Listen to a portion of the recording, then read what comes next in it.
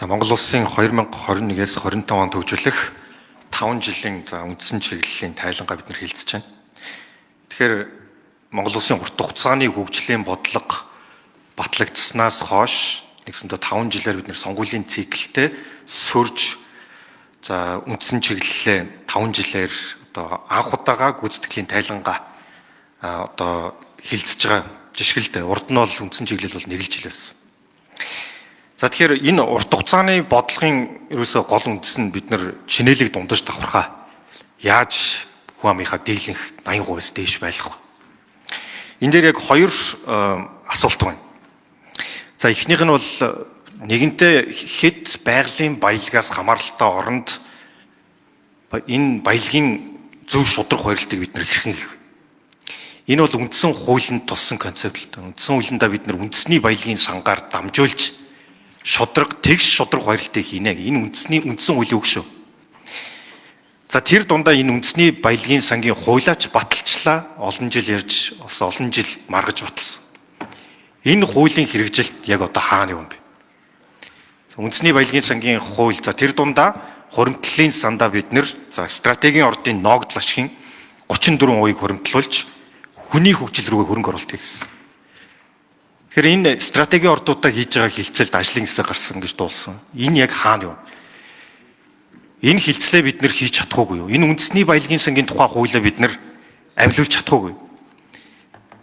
Энэ өөрөө үндсэн хуулиар олгогдсон бидний эрх байхгүй. За хоёрдугаарт буцааг хүний хөгжилтэй холбоотой ер нь бидний тулгамдж байгаа асуудлуудын хэрэн шийдэл нь дандаа боловсралтай холбоотой. Ерөөсөө боловсрал руу хийх хөрөнгө оруулалт буцаад 10 дахин аривждаг. За тэр дундаа татварлагчдын мөнгөөр боловсрал руу хөрөнгө оруулалт хийж байгаа сан бол боловсролын зээлийн сан.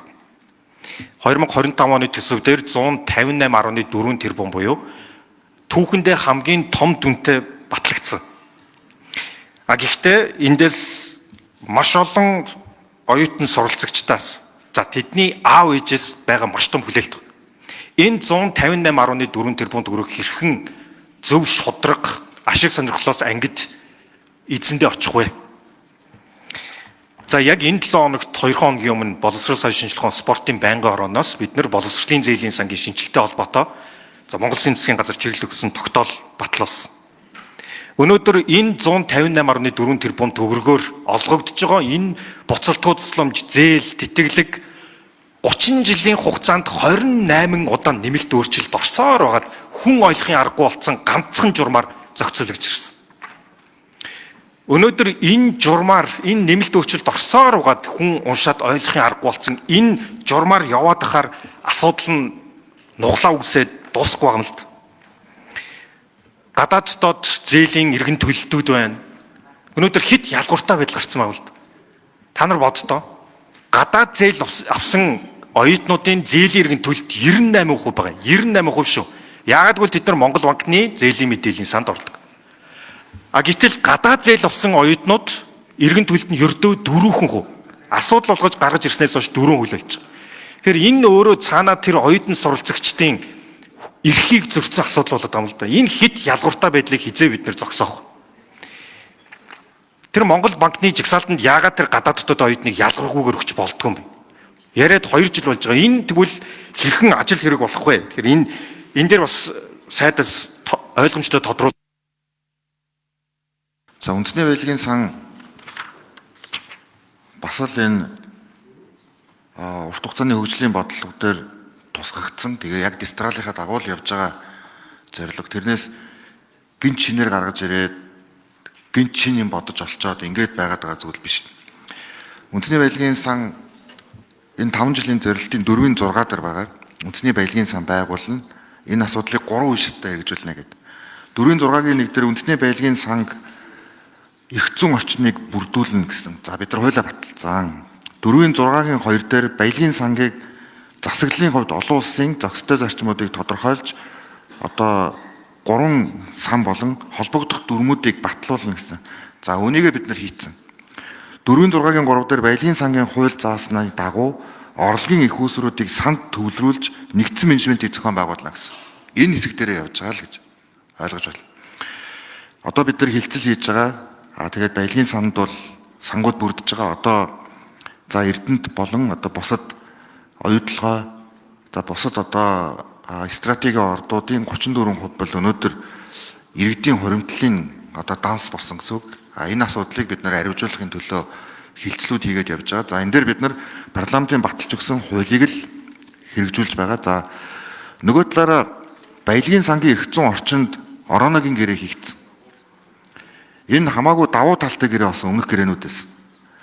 Тийм учраас бид нар үндэсний баялагын сангийн одоо энэ хууль тэгээд цаашлаад яаж хэрэгжих үү гэдэг зүйл дээрээ илүү төвлөрөөд явахд бол баялагын сангийн одоо бүрдэлт бол за энэ жил эх жил гэхэд бол одоо илүү тодорхой болчих юм боломжтой байгаа гэдгийг хариулъя.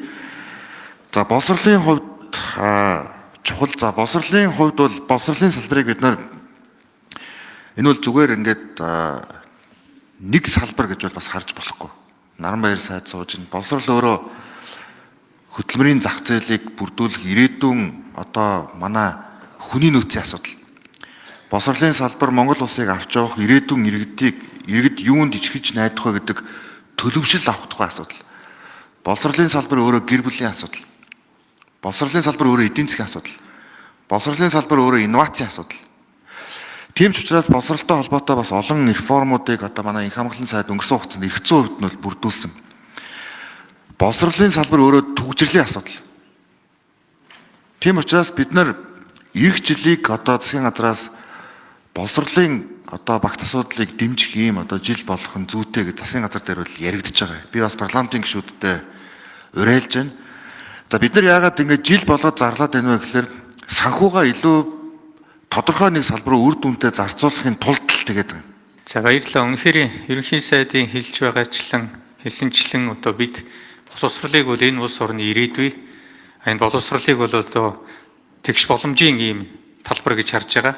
За бидний барьж байгаа бодлого бол Инх хамгааллын сайдын үед хийгдсэн одоо сайн энэ ололтуудыг үргэлжлүүлэх одоо эрх зүйн орчин шинжлэгдсэн энийг амьдралд одоо хэрэгжүүлж явах ийм л одоо макро бодлогыг хэрэгжүүлж яваа. За боловсролын зээлийн сангийн тухайд хэлэх юм бол энэ нийтдээ нэг 3728 хүн өнөөдрийг хүртэл яг энэ гадаадд суралцах зээлийг аваад за үүнээс 1040 иргэнийг чөлөөлсөн ийм шийдвэр явж байгаа.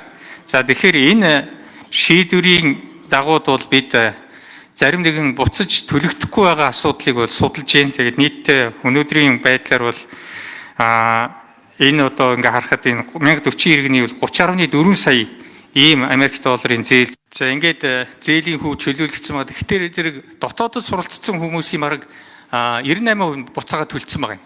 Дээр нэмээд тэдгээр хүмүүсийн мэдээлэл угаасаа төв банкн дээр бүртгэлтэй байж байгаа. Яг л энэ зарчмыг бид гадаад сурсан дээр хэрэгжүүлнэ л гэж байна. Энийг хэрэгжүүлээд явхад бол ямар ч асуудалгүй энийг ойрын хугацаанд бид хийн бүх одоо мэдээллийг өгнө. Харин нэг зүйлийг хийхэд боловсролын зээлийн санхаар гадаадас суралцаад төгсөөд ирээд эх орондоо хувь нэмрээ оруулаад ажиллаж амьдраад ингэ явж байгаа маш сайн ийм ололттой талууд бас байгаа шүү. Энийг бас энд бас би хариуцлагатайгаар мэдэгдээ. Энэ улсын хурлын энэ чуулганы танхим сууж байгаа хүмүүс дотор ч гэсэн яг л энэ зарчмаар яваад эргэж ирээд эх орныхоо хөгжилд хувь нэмрээ оруулж байгаа маш олон хүмүүс бий. Тэгэхээр эдгээр хүмүүсийн энэ гэрээгээр хүлээс үүргээ биелүүлсэн тохиолдолд хэрхэн чөлөөлөх вэ гэдэг энэ бол хуулийн хүрээнд л шийдэгдээд явна. Энд ямар нэгэн улс төрчилт бол байхгүй. Бид харин ийм байдлаар шудраг хандна гэдгээл илэрхийлье. Баярлалаа. За Наранбаяр сайд яг наа чи яригдаад одоос 2 жил болж байгаа юм л та. Тэгэхээр нөгөө шударгаар явсан бас арын алгаар явсан 2 хүүхэд нэг сагсан дотор байгаад л асуудал байгаа юм л да. Энийг цэлцлэх хэрэгтэй байна. Тэр Монгол банкны зээлийн мэдээллийн санд гадаад нь дотоод нь ордгоо гадаад нь ордгоо 2 жил хэрэгжиж байгаа шүү дээ. Ингээд яриад байхгүй яг ажил хэрэг болгомоор байна. Энэ дээр маш олон эцэг эхнэрийн гомдлууд ирээд байгаа байхгүй хүүхдүүдийн гомдол. За тэгээ үндэсний баялагын сангийн тухай хуулийн хэрэгжилтээр ч гэсэн ер нь энэ стратегийн ордуудын талаар бид нар үндсэн хуулиар болгосон мэдэх хэрэгтэй шүү дээ. Өнөөдөр энэ сүүлийн бараг 20 жил явагдсан аудитын дүнэлт авах гэсэн бүгд л бахан нууцтай байдаг юм. Юу гинч нуудгийн яагаад нээлттэй болгож болдгүй. Тэгэхээр энэ мэд хэрхийг бид нэр энэ 3.5 сая иргэнд хангах ёстой. Энэ өөрөө үндсэн хуулиар болгогдсон бас зарчим. Тэр нууцд байгаа одоо бид тайлангуудыг авч амжааг За Монгол Улсын ерөнхий сайдын захирамжаар энэ үндэсний баялагын сангийн тухай хуулийг хэрэгжүүлэх ажлын хэсгийг байгуулад ажиллаж байгаа.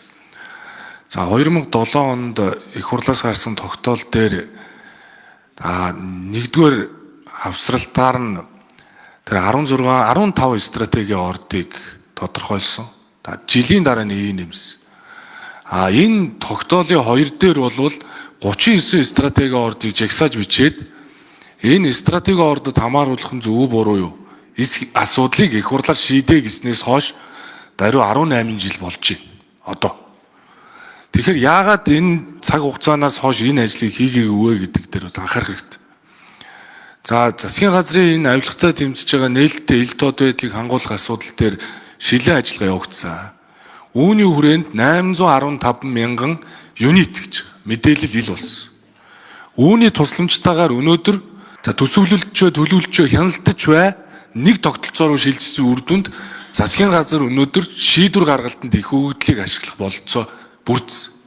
Бүх мэдээллийг реал таймаар харж байна. Хэрвээ нууц тамааруулсан байгаа ийм асуудал байх юм бол зайлшгүй одоо эргэж харах ёстой. Тэгээ энэ ч утгаараа бол бид нар энэ ордуудыг нээлттэй болгох, энэ мэдээллийг олон нийтэд одоо мэдэх эрхийг нь хангуулах чиглэлээр цаашдаа бол бас бодиттой ажлуудыг хийгээ явна. За боловсролын зээлийн сангийн мэдээлж гэсэн бүгдээрээ одоо ил тод болсон. Тэгэхээр боловсролын салбарч гэсэн өнөөдөр энэ нээлттэй мэдээлэл дээр дүн шинжилгээ хийгээд шийдвэр гаргах болцоо одоо бүрэн дүүрэн байгаа гэдгийг хэлье. За тэгээ энэ чиглэлээр улсын хурал дээр нээлттэй мэдээлэл хийх үүргийг бас өнөөдөр бас хэлцэж байгаа асуудалтай холбогдуулж өхөн зүйтэй байх гэж бодож байна. Тэгээд мэдээж засгийн газар бэлтгэл хангаад хизээ яаж өргөн барьж мэдээлэл хийх үү гэдгээ шийдэх ёстой болов гэж. За бид нар тэр ордуудын асуудал болон боловсролын зээлийн сантай холбоотой асуудлыг 4 сартаа багтаагаад их хурал руу оруулж ирнэ. Энийг очирлаад нэлээд наривчлаад авчих нь зүйтэй болов уу гэж бодож байна.